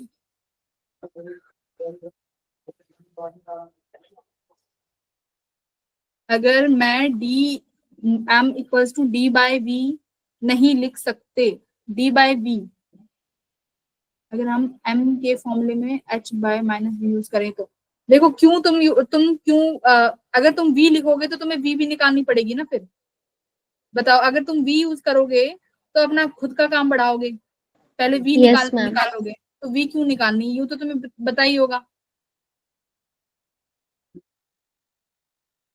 तो अपना काम बढ़ाना। यहाँ पर तुम्हें निकालने की जरूरत है ही नहीं क्योंकि तुम्हें v के पॉइंट ऑलरेडी गिवन है केसेस में भी।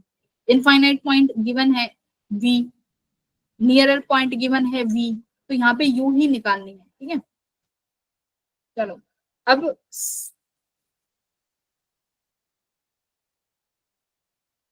ये देखो क्या कह रहा है कि सिंपल माइक्रोस्कोप जो है ना एक लिमिटेड टाइम तक ही मैग्निफिकेशन दे सकता है। इसका मैग्निफिकेशन जो आया है वो ये है कि वो ग्रेटर देन और इक्वल्स टू 9 तक ही मैग्नीफाई कर सकता है, उससे ज्यादा नहीं कर सकता। तो यानी इसकी एक लिमिटेशन आ गई और इसी लिमिटेशन को दूर भगाने के लिए हमारे पास दूसरा ऑप्टिकल इंस्ट्रूमेंट आता है विच इज कंपाउंड माइक्रोस्कोप। तो कंपाउंड माइक्रोस्कोप में क्या कर देंगे, दो माइक्रोस्कोप को एक साथ यूज कर लेंगे। ठीक है, लेंसेज को कंबाइन कर देंगे, तो वो आ गया तुम्हारा कंपाउंड माइक्रोस्कोप, सेकंड टॉपिक आज का। ठीक है, देखो अब यहाँ पर तुम्हें दो लेंसेज दिख रहे हैं, एक छोटा है और एक बड़ा है। ठीक है, अब यहाँ पर ये जो लेंसेज है ना ये इस तरीके से सेट करे गए हैं कि जो छोटा वाला लेंस है इसको हमने बोला है ऑब्जेक्टिव लेंस। देखते हैं अगर लिखा हो तो, हाँ इसको बोला गया है ऑब्जेक्टिव लेंस। क्यों बोला गया है ऑब्जेक्टिव लेंस? क्योंकि ये किसके पास रखा हुआ है, देखो किसके पास है, ये ऑब्जेक्ट के पास रखा है। हाँ ऑब्जेक्ट के पास है इसलिए इसको बोला है ऑब्जेक्टिव लेंस। ठीक है, अब ये जो लेंस है इसका तुम देख रहे हो कि इसका जो मैग्निफिकेशन, जो इसका अपर्चर है वो छोटा है। ठीक है, जो ऑब्जेक्टिव लेंस है इसका जो अपर्चर है वो स्मॉल है। ठीक है, जो दूसरा लेंस तुम देख पा रहे हो इसका जो अपर्चर साइज है वो ज्यादा बड़ा है और ये इसको क्या बोला गया है, आई पीस। आई पीस क्यों बोला गया है? क्योंकि ये आंख के पास है ना, आईज के पास है, इसलिए इसे बोला गया है आई पीस। तो एक ऑब्जेक्टिव लेंस और एक आई पीस। ठीक है, अब आई पीस का अपर्चर बड़ा है। ठीक है, अब इनकी अपने अपने पास एक फोकल लेंथ होगी। तो ये आई पीस है,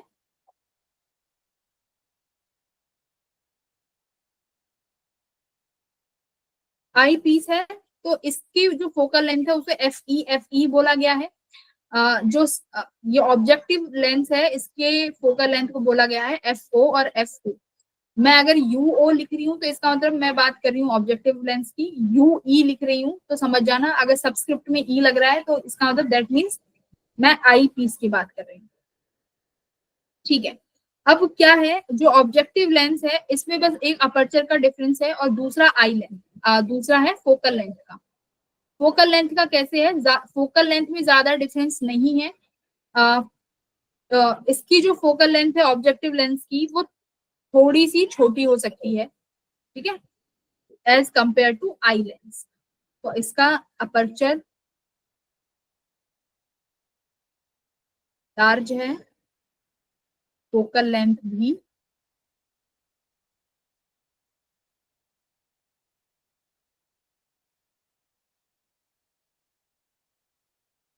बट फोकल लेंथ में ज्यादा डिफरेंस नहीं है। फोकल लेंथ में इतना डिफरेंस है कि एक की 10 होगी तो दूसरे की 6 ले लोगे, एक की 10 है तो दूसरे की 4 ले लोगे सेंटीमीटर। ठीक है, उससे ज्यादा डिफरेंस नहीं आएगा, बट हाँ अपर्चर में कुछ ज्यादा डिफरेंस है। तो ये याद रखना, हमेशा क्वेश्चन भी आ सकता है कि कंपाउंड माइक्रोस्कोप में कौन से लेंस का अपर्चर ज्यादा होगा, तो हमेशा उसका आंसर होगा तुम्हारा आई पीस। ठीक है, आई पीस का aperture is greater than the objective lens. ये लिख लो, ये छोटी छोटी चीजें।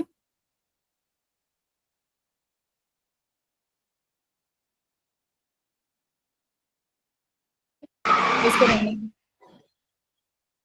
अब देखो, अब यहाँ पर जो दो लेंसेज हैं, हाँ मैम अपर्चर ज्यादा मतलब फोकल लेंथ कम होगी ना? क्या कह रहे हो? मैम मतलब जिसका अपर्चर जितना बड़ा होगा फोकल लेंथ उतनी कम होगी, या और शॉर्ट ही होगी, छोटी होगी फोकल लेंथ, जब भी तो कह रही हूँ स्लाइटली ग्रेटर होगी as compare to objective lens. But अगर कंपैरिजन करोगे तो हमेशा अपर इसकी आई पीस वाले की ही ज्यादा मिलेगी, बट थोड़ा बहुत चेंज आएगा, ज्यादा नहीं आएगा। ठीक है, बिल्कुल सही बात है कि अपर्चर ज्यादा है तो फोकल लेंथ कम मिलेगी, बट कंपैरिजन करोगे ऑब्जेक्टिव लेंस से तो ज्यादा मिलेगी। ठीक है,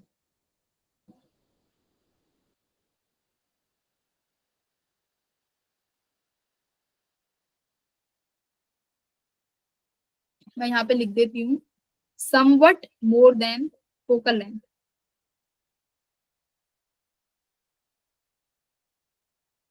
is somewhat more than objective lens. Somewhat का मतलब है कि थोड़ी बहुत, बट ज्यादा। Got it? अब एक चीज देखो, अब जो ये वाला जो माइक्रोस्कोप दिख रहा है आई पीस वाला, ये हमारा सिंपल माइक्रोस्कोप की तरफ वर्क करेगा, जो कि अभी तक पढ़ के आ चुके हो। ठीक है, मैं बताती हूँ। जो ये आई पीस है, this will going work as a simple microscope, जो अभी तक हमने पढ़ा है। ठीक है, अब ये एक लेंस है, कॉन्वेक्स लेंस है, नॉर्मली काम करेगा। यहाँ पर क्या है, जो ऑब्जेक्ट रखा गया है, देखो ध्यान से, इनकी जो चीजें है ना कि कौन सा ऑब्जेक्ट कहाँ रखा गया है, ये बहुत इंपॉर्टेंट है।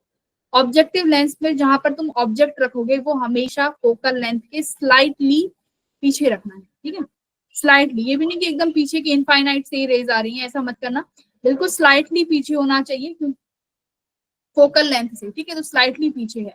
अब मुझे एक बात बताओ, हाँ मैम इसको हम एफ और 2F के बीच में ऐसे भी बोल सकते हैं, मतलब जैसे एफ के पीछे है तो एफ और 2F के बीच में। हाँ, देखो एफ ओ, अगर मैं ऑब्जेक्टिव लेंस की बात कर रही हूँ तो उसी का ही फोकल लेंथ लेंगे ना, तो एफ ओ के पीछे बननी चाहिए। Okay ma'am. अगर मैं F1 F2 लिखती तो तुम्हें F1 F2 नहीं पता चलता कि कौन से लेंस की बात हो रही है। Yes ma'am. FO और FE से यू पता चलता रहेगा तुम्हें कि कौन से लेंस की बात हो रही है एग्जैक्टली। तो FO से, हाँ, तो FO से जो ऑब्जेक्ट है वो स्लाइटली पीछे होना चाहिए। अब मुझे बताओ, जो ये इमेज बन रही है तुम्हारी स्क्रीन पे, ये कैसी इमेज है? नेचर बताओ। Ma'am real and inverted. हाँ, वेरी गुड। कन्वेक्स लेंस कैसी इमेज बनाएगा? यहाँ पर रियल इमेज बनेगी और इन्वर्टेड इमेज बनेगी। Very good. तो ये इमेज बन गई तुम्हारी real image and inverted image. Okay, अब एक चीज मुझे ध्यान से बताओ, जो ये इमेज है, क्या ये सिंपल माइक्रोस्कोप यानी आई पीस के लिए एज अ ऑब्जेक्ट काम करेगी? Image A dash B dash, yes ma'am. Yes ma'am. है ना? हाँ, जो ये इमेज है अब तुम्हारे आई पीस के लिए एज अ ऑब्जेक्ट काम करेगी, वर्चुअल ऑब्जेक्ट। ठीक है, वर्चुअल ऑब्जेक्ट काम कर रही है। अब मुझे एक बात बताओ, सिंपल माइक्रोस्कोप में क्या कंडीशन थी कि ऑब्जेक्ट को कहाँ होना चाहिए? एफ और ओ के बीच में। हाँ, एफ और उसकी फोकल लेंथ, यानी उस लेंस की फोकल लेंथ और ऑप्टिकल सेंटर के बीच में होना चाहिए। हाँ, अगर एफ पे रख दिया तो इंफिनिटी इमेज बन जाएगी, फायदा क्या? तो यानी एफ और ओ के बीच में होना चाहिए। तो देखो इन लेंसेज को इस तरीके से एडजस्ट किया जाएगा कि पहले और लेंस की वजह से बनने वाली इमेज उसके फोकल लेंथ के अंदर आ जाए। तो जरा ध्यान से देखो, एफ ई यहां पर है, ठीक है, एफ ई यहां पर है, ये रहा तुम्हारा इसका ऑप्टिकल सेंटर ओ, और जो इसका ऑब्जेक्ट है देखो वो यहाँ पर बीच में ही रखा गया है, ठीक है। ये इस तरीके से सेट करने हैं कि जो इसके वजह से बनने वाली इमेज बिल्कुल इसके फोकल लेंथ के अंदर आ जाए। आ गई, ये काम कर दिया। अब फोकल लेंथ इसके अंदर आते ही वही तुम्हारा कॉन्सेप्ट वही सेम है जो तुम पहले पढ़ते आए हो कि इमेज बनेगी कहां पर, वर्चुअल इमेज। देखो अभी एक चीज तुम डायग्राम फॉर्मेशन देख लो क्या हुआ है।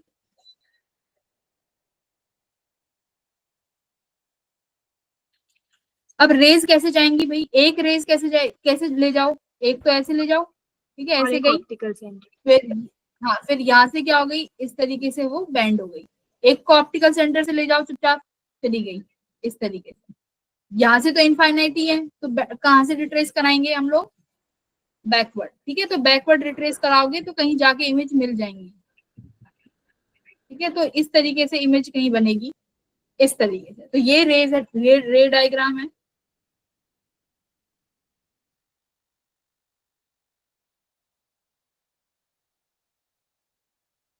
तो ये ऑलरेडी बना लिया, वरना तो दिक्कत हो जाती क्लास में।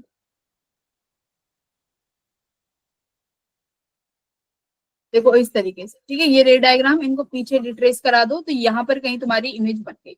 तो सिंपल माइक्रोस्कोप कैसी इमेज बनाएगा, वही तुम्हारी रियल वर्चुअल एंड इरेक्ट, ठीक है। तो ये रेज भी तुम्हें हाँ बताइए, बोलो। मैम जो ये ए डैश और बी डैश है मैम, ये आई के लिए एज ऑब्जेक्ट क्यों काम करेगा? क्योंकि ये इसके सामने है ना इमेज, ये इमेज जो है इस लेंस के सामने रखी है, तो उसे तो पता नहीं क्या लेंस है क्या ऑब्जेक्ट है, उसके सामने जो रखा होगा वो उसकी इमेज बना देगी, ठीक है। तो ए डैश बी डैश जो है वो आई पीस के सामने रखा हुआ है, ऑब्जेक्ट है, तो वो उस ऑब्जेक्ट की क्या बना देगा, इमेज बना देगा। तो जो ये अब इमेज बनाएगा आई पीस, वो कौन सी इमेज होगी, A dash double dash B double dash. तो ये तुम्हारा रे डायग्राम है।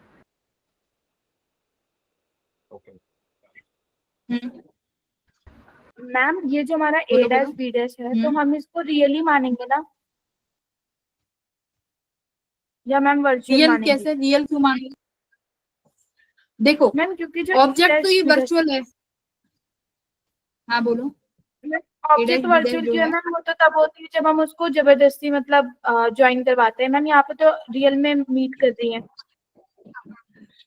बट ये है तो इमेज ना भाई। ऑब्जेक्ट Yes, का क्या ma'am. मतलब होता है कि ऑब्जेक्ट जो रियल में कुछ चीज एग्जिस्ट कर रही है ना, ये है तो इमेज ना। Yes. चाहे मान लो ये रियल इमेज है, बेशक ये इमेज जो है ये रियल है, बट ऑब्जेक्ट कैसा होगा, इसके लिए ऐसा वर्चुअल ऑब्जेक्ट काम करेगा, ठीक है। रियल ऑब्जेक्ट तो एक ही है which is A B.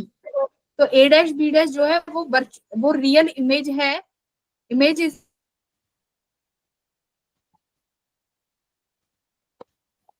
Ma'am video pause हो गई आपकी। मैम आपकी वॉइस ब्रेक हो रही है। कैसे भाई वॉइस कैसे ब्रेक हो रही है, नेट तो मेरे यहाँ सही है कनेक्शन। मैम वीडियो पॉज हो गई अभी थी। अब नहीं है ना, Yes, वो एक ma'am. कुछ सेकंड के लिए हो जाती है। हाँ वो कुछ सेकंड के लिए ना हो जाता है, कई बार 1-2 मिली सेकंड के लिए, तो डोंट वरी। हाँ तो इतना अभी क्लियर है। यस मैम आ गया। दो लेंसेज को बैठा दिया, एक लेंस। अब यहाँ पर जो स्पेशलिटी है वो क्या है, जो पहला ऑब्जेक्टिव लेंस है, जब तुम इमेज जो ऑब्जेक्ट रखोगे वो उसके फोकल के पीछे होना चाहिए, ठीक है, फोकस के, जिसकी वजह से इमेज रियल बने। और रियल इमेज भी उस सेकंड लेंस के फोकल लेंथ के अंदर आना चाहिए, जिसकी वजह से जो इमेज हो हमारे पास इरेक्ट बने और वर्चुअल इमेज हो, ठीक है। वही सिंपल माइक्रोस्कोप की तरह वर्क करेंगे। तो ये हो गया कंपाउंड माइक्रोस्कोप। दो माइक्रोस्कोप को एक साथ यूज कर लिया, विच इज। अब बात आई यहाँ पर मैग्निफिकेशन की। कि इसकी मैग्निफिकेशन कैसे निकालेंगे। यहाँ पर मुझे बताओ कौन सा अल्फा होगा कौन सा बीटा होगा, क्या समझ पा रहे हो अल्फा बीटा?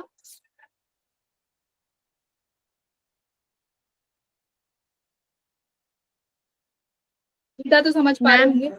अल्फा हाँ मैम इसमें सिंपल माइक्रोस्कोप वाला एंगल कौन सा है? एंगल कभी ड्रॉ ही नहीं करे, ओके मैम। एंगल कभी बताऊंगी। तो मैम ये था बीटा तुम्हारा तो रे डायग्राम। हाँ बीटा वो है जो इमेज के साथ बनेगा। तो इमेज ये है ना, ये A double dash B double dash, तो यस मैम। इसके साथ आईज के साथ सबटेंडेड होने वाला एंगल देखो ये, इसमें क्या है? देखो जरा, A double dash B double dash O, this is beta. ठीक है, ये तुम्हारा एंगल हो गया बीटा। अब अल्फा क्या होगा? अल्फा कौन सा एंगल था? जो ये हाइट जो ऑब्जेक्ट है ये किसके साथ बनाएगा? सिंपल आइज के साथ। तो ये एच है, और अल्फा तो तुम डायरेक्ट निकाल लोगे, 10 अल्फा, तो अल्फा क्या हो जाएगा? एच बाई डी, है ना, क्योंकि डी डिस्टेंस भी होना चाहिए आइज के साथ कि आंख कितना मैक्सिमम और क्लियर देख पाए। तो ये कितने मैक्सिमम देख पाएंगे? डी तक, डी ऑब्जेक्ट पे, और हाइट कितनी है? एच। तो कितना हो गया अल्फा? H by D. अब तुम्हें निकालना है क्या? बीटा। बीटा निकालना है। अब देखो बीटा कैसे अल्फा तो समझ में आया ना, H by D. Yes ma'am. Alpha देखो सेम ही रहने वाला है क्योंकि डी वही है सभी के लिए, आइज के लिए, आंख की बात हो रही है तो आंख के लिए तो वही रहेगा। अब मैग्नीफाइंग देखो, मैग्निफिकेशन कैसे निकालेंगे? मैग्निफिकेशन किया है एक सेकंड, पहले मैं अपना एक बार मैं अपने तरीके से तुम्हें समझा देती हूँ, फिर इसके स्टेप्स तुम देख लेना। ठीक है, तुम्हें जो अच्छा लगे तुम वो वाला फॉलो कर लेना। देखो अब हमें निकालना है बीटा। बीटा मैंने तुम्हें बता दिया कहाँ पर है। अब बीटा कैसे निकालेंगे? देखो, परपेंडिकुलर बाय बेस। तो इसके लिए परपेंडिकुलर क्या हो जाएगा? एक तो हमारे पास बड़ा वाला ट्राइंगल है, एक छोटू वाला ट्राइंगल है। मैं छोटू वाला ट्राइंगल ले रही हूँ, ए डैश बी डैश और ओ। तो परपेंडिकुलर इस बीटा के लिए कौन सा हो जाएगा? A dash B dash. Yes ma'am. अच्छा बेस बताओ, ये हो गई। यूई, यूई ठीक है, ये यूई, ई मतलब आई पीस से ऑब्जेक्ट की डिस्टेंस, तो यूई, डिस्टेंस। तो ये हो गई u e, A dash B dash upon u e. Alpha हम ऑलरेडी निकाल चुके हैं, एच अपॉन डी। ठीक है, अब देखो ए डैश बी डैश है, अब मैं चाहती हूँ कि मैं ए डैश बी डैश हटा दूं, है ना, ए डैश बी डैश को हटाना चाहती हूँ। तो ए डैश बी डैश के लिए तुम्हें क्या करना है? ऑब्जेक्टिव लेंस के लिए, ऑब्जेक्टिव लेंस ये है, इसके लिए लेंस फॉर्मूला लगाओ।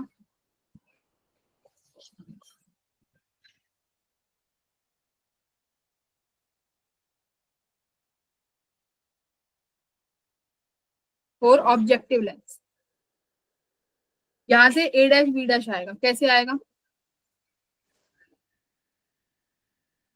एक सेकंड,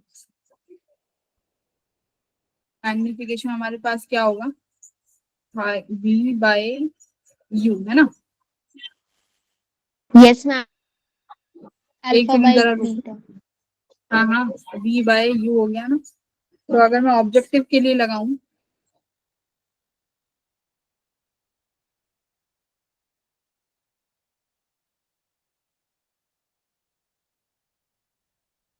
ए डैश बी डैश या फिर V by U equals to H I upon H O. Height of image इसके लिए कितना है? A dash B dash, object की हाइट कितनी है? A B. रुको, सिर्फ लेंथ में का फॉर्मूला नहीं लगाना, लेंस फॉर्मूला नहीं लगाना, सिर्फ V by U, height of image A dash B dash upon में A B. V by U कितना हो जाएगा इसके लिए? बाई यू, ऑब्जेक्टिव लेंस के लिए ऑब्जेक्ट की डिस्टेंस कितनी है? देखो यू नॉट। ठीक है, तो मैं यहाँ you bye we,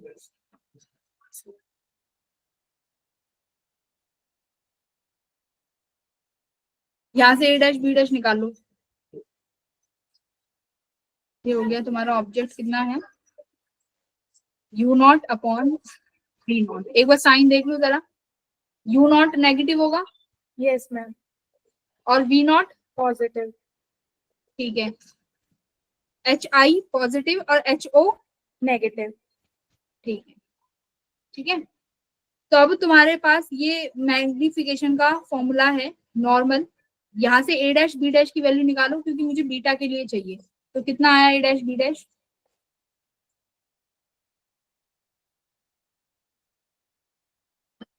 to not. अच्छा, ये माइनस माइनस तो हट ही जाएंगे।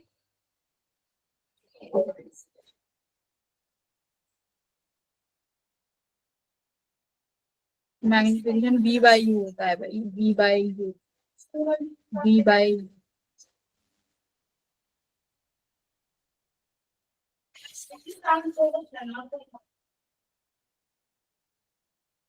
ठीक है, तो ए डैश बी डैश आ गया मेरा V naught by into A B. और ए बी कितना है?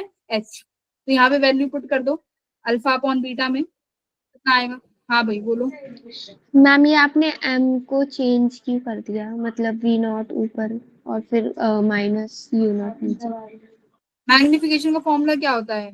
v बाई यू तो v होता है m अपन इक्वल्स टू। हाँ, तो वही है। v की वैल्यू कितनी है? देखो मैंने किसके लिए लगाना है? ऑब्जेक्टिव लेंस के लिए। तो ऑब्जेक्टिव लेंस के लिए v की वैल्यू कितनी थी? v not. तो v नॉट हो गई, जो कि पॉजिटिव साइन है क्योंकि इस डायरेक्शन में जा रहे हो v नॉट के लिए। ठीक है, और u कहाँ रखा है? इधर।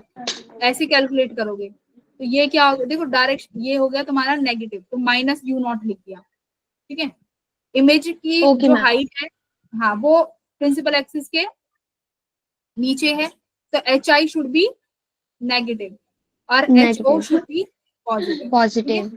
तो इस तरीके से ये तुम्हारी वैल्यूज आ गई ए डैश बी डैश की। कितना आया यहाँ पे लिखते हैं? ए डैश बी डैश ये आया तुम्हारा V naught by U naught into, ये क्या है? ए बी कितना है बताओ? ए बी क्या है?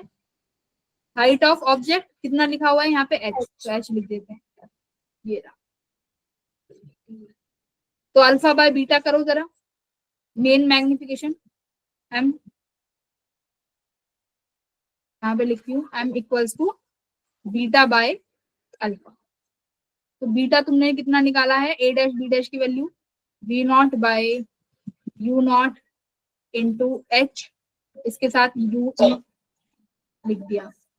ठीक है, अब अल्फा कितना है? H upon D. ठीक है, तो एच से एच कैंसिल हो गया, तो कितना आ गया?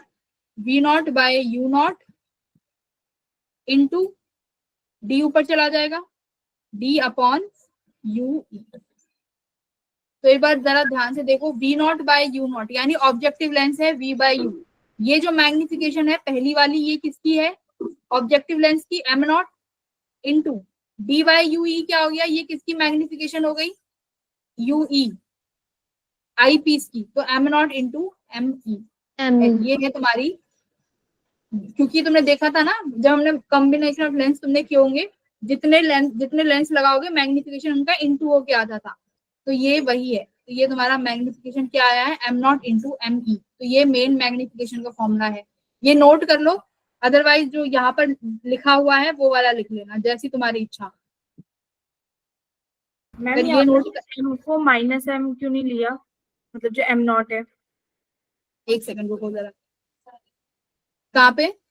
मैम ये जो हमने m नॉट लिया है, मैम ये हमने माइनस क्यों नहीं लिया, माइनस का, नेगेटिव का?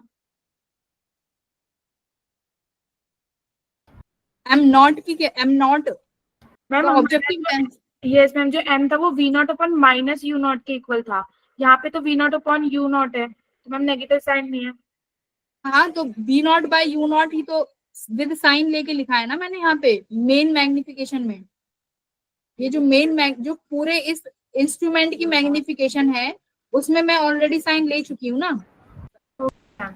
अच्छा, तुम कह रही हो कि ये V naught by U naught जो है यहाँ पर नेगेटिव आ रहा है, ये तो मैंने साइन लेके किया है ना, वो तुम देख लेना।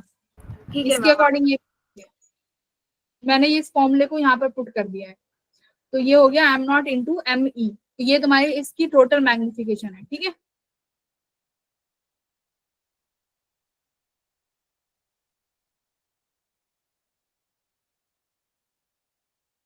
अल्फा तुम्हारा वही h/d, उसमें कोई तुम्हें चेंज करना ही नहीं है।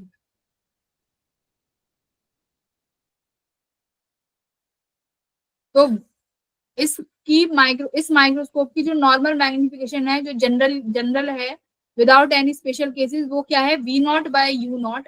V0 क्या है, इमेज का distance from objective lens.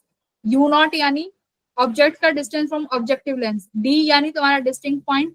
UE क्या है, तुम्हारा इमेज, सॉरी सॉरी क्या है ये, ऑब्जेक्ट का distance from eye lens. Object का डिस्टेंस फ्रॉम आई लेंस। तो बस ये गिनी चुनी चीजें याद रखनी है, बाकी तो फॉर्मूले हैं जो तुम ऑलरेडी लगाना जानते हो। मैम ये D/UE मतलब मैग्निफिकेशन। कैसे, क्या कह रहे हो? मैम ये जो बोलो बोलो, कोई नहीं। V0/U0 है, ये M हो है, तो ये तो समझ गया, बस इसके जो D/UE है वो कैसे ME। ऐसे है ना, जब अभी स्पेशल केस लेंगे ना, जब इस डी को मैं तुम्हें बोलूंगी कि ऐसे शिफ्ट करो कि जो ये इमेज है तुम्हारे उस मैक्सिमम मैग्निफिकेशन पे आ जाए, तो वो मैक्सिमम मैग्निफिकेशन क्या होगी, D पॉइंट, है ना, वो आएगा अभी। तो इसको मैंने जनरल वे में बताया कि इस तरीके से आ गया M0/ME करके, ठीक है। चलो तुम ये इससे कंफ्यूज हो रहे हो तो मत लिखो, ये मैंने बस तुम्हें ये मैम ये बताने के जो लिए लिखा। D/UE है, ये मतलब लेंस के लिए होता है ना, उस लेंस नहीं सॉरी आईज के लिए होता है ना, मतलब आईज। हाँ, ये D क्या है, एक बार देखो इसमें, देखो ध्यान से, ये D है क्या, अल्फा में आया है ना ये D, ये अल्फा से D आया है यस यहाँ पे, मैम। ये अल्फा से आया है। तो D किसके लिए है, जो सिर्फ और सिर्फ तुम्हारा विजुअल एंगल जो आई की वजह से सबटेंडेड हो रहा हो, ठीक है, ये वो है बस। ये मैंने जो ये क्रॉस में तुम्हें M0/ME कर दिया, भूल जाओ, मत लिखो, याद मत करो। ये तुम्हारा मैग्निफिकेशन है, ये याद रखो बस, ठीक है, ओके। ये बस, और कुछ मत लिखो, बस ये लिख लो।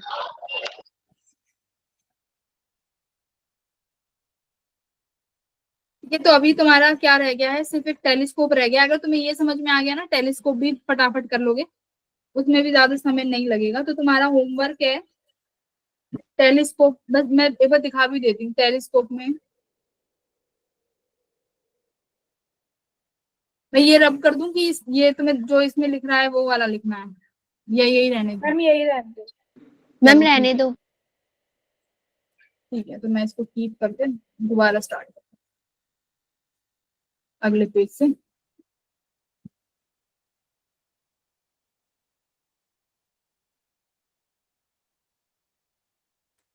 चलो ये बाद में करती हूँ।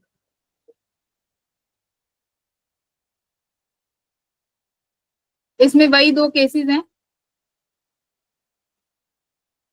सेम, जब इमेज कहाँ होगी, इनफाइनाइट पे रहेगी, है ना, कंपाउंड माइक्रोस्कोप पे। तो इन्फिनिटी के लिए जो तुम्हारी इमेज है वो कहाँ बन जाएगी, D डिस्टेंस पे। तो अब देखो ये आ गया ना D डिस्टेंस, ठीक है, यस मैम। For infinity. तो इन्फिनिटी के लिए तुम्हारा D डिस्टेंस हो जाएगा। दूसरा क्या है, नियरर पॉइंट, ठीक है, ये तुम्हारा नियरर पॉइंट के लिए हो जाएगा क्या, 1+D/FE।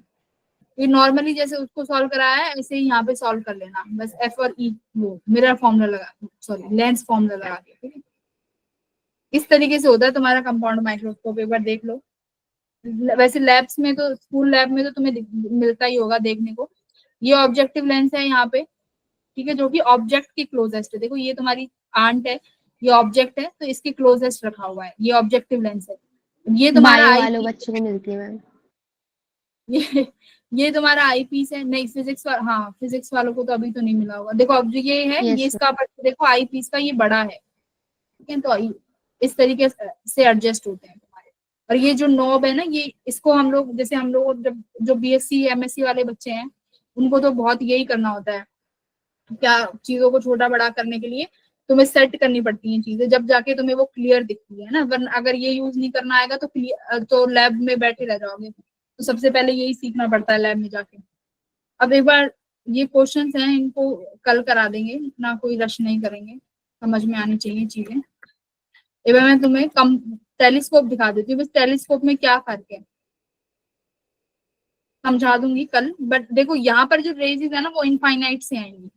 इनफाइनाइट से क्यों आएंगी? बस वहां पर कहाँ ऑब्जेक्ट कहाँ रखा होगा? टेलीस्कोप क्यों यूज करते हैं, चलो बताओ जरा। मैम प्लैनेट्स वगैरह देखने के लिए या दूर की मैम चीजें। स्टार्स वगैरह को नोटिस करने के लिए, गैलेक्सीज को। Yes ma'am. हाँ, है ना, टेलीस्कोप यानी ऐसे जो गैलेक्सीज है ना, एस्ट्रोनॉमिकल बॉडीज जो है उनको Yes, sir. स्टडी करने के लिए। तो स्पेस। वो हाँ, तो वो कहाँ पर उनके जो वो ऑब्जेक्ट है वो कहाँ पर लोकेटेड है? इन्फानाइट पे। इनफिनाइट। इनफाइनाइट। तो यहाँ पर जो रेज आएंगी वो कहाँ से आ रही होंगी? इनफाइनाइट से Infinity आ से। रही होंगी। तो बस यही Infinite से। डिफरेंस है, इनफाइनाइट से आ रही होंगी। और यहाँ पर देखो जो ऑब्जेक्टिव लेंस है उसका अपर्चर बड़ा है। उसका अपर्चर क्यों बड़ा है? क्योंकि एक बात बताओ, जो ऑब्जेक्ट से जितनी मतलब इस लेंस से जितनी रेज पास करेंगी उतनी इंटेंसिटी क्या मिलेगी? क्लियर? अगर मैं छोटू सा लेंस ले लूं तो उससे कम रेज पास करेंगी। अगर मैं इसी लेंस को बहुत बड़ा ले लूं तो इससे ज्यादा रेज पास करेंगी। तो जो इमेज है उसकी इंटेंसिटी कैसी होगी? साफ होगी ना, स्ट्रॉन्ग इंटेंसिटी की बनेगी। अगर मान लो छोटू सा लेंस है उसमें से 2 ही रेज पास कर पा रही है तो तुम्हें क्या ही दिखेगा? कुछ नहीं।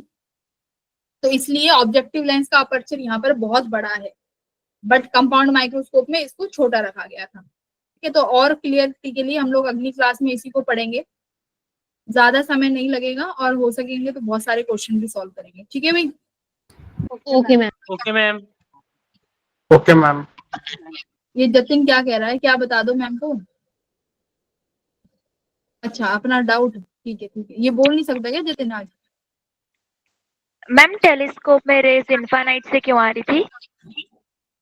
क्योंकि ऑब्जेक्ट्स तुम्हारे कहाँ रखे हैं? स्पेस में। तो स्पेस जो बहुत दूर ऑब्जेक्ट होते हैं उनसे आने वाली रेस को हम क्या लेते हैं? इनफाइनाइट, है ना, इनफाइनाइट से। मैम आपने होमवर्क क्या बताया? ओके। होमवर्क तुम्हारा यही है कि तुम्हारा इस संडे को टेस्ट है ना, तो ज्योमेट्रिकल ऑप्टिक्स की डीपीपी सॉल्व कर लेना। Okay ma'am. ये हूँ, हाँ, ये तुम सबका होमवर्क है। इसके क्वेश्चंस मैं तुम्हें सैटरडे को सॉल्व करा दूंगी। सैटरडे को क्लास है तो इसकी टेंशन मत लेना। ओके। चलो bye bye everyone. Thank you ma'am. Good evening ma'am. Bye ma'am. Good evening. Bye good night ma'am. Good night. Physical education के लिए इतना मत पढ़ना भाई। ना तो वो तुम्हारे बीएससी दिल्ली यूनिवर्सिटी में भी जाओगे तो भी टॉप 3 वो लगती हैं, टॉप 3 सब्जेक्ट। सिर्फ पीसीएम का मार्क्स जुड़ेगा। ओके मैम वो सारे चैप्टर आज रात में खत्म हो जाएंगे। Yes ma'am. बिल्कुल, बस ये पढ़ लेना कि बस चैप्टर के नाम तो तुम्हें पता हो क्लास में Yes, ma'am. एग्जाम लिखने से पहले। हाँ, चलो बाय, ऑल द बेस्ट बच्चों। Thank you thank you ma'am. Ma'am. Ma'am एक चीज पूछनी थी। हाँ रोहित बोलो, आज रोहित आया है क्लास में, बोलो रोहित।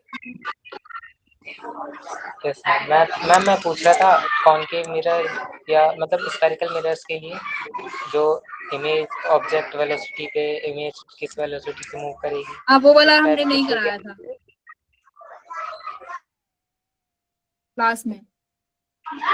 ओके क्लास में वो टॉपिक मैंने तुम्हारे ऊपर छोड़ा है। ओके माधव को कुछ सिलेबस बता देना। माधव को सिलेबस ही नहीं मालूम है इसको।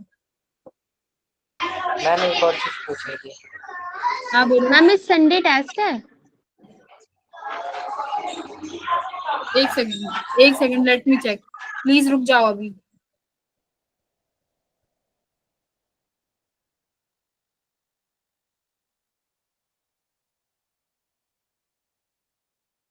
अगर ग्रुप में इंफॉर्मेशन आए तो देख लेना, अगर नहीं आ रही है तो कोई बात नहीं है।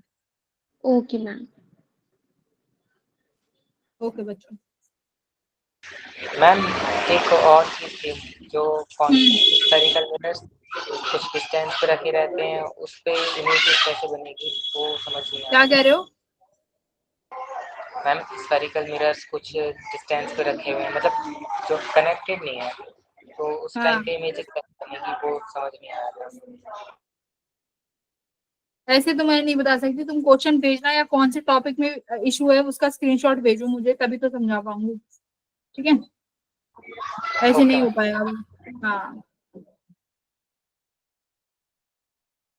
Thank you ma'am. Bye bye bye.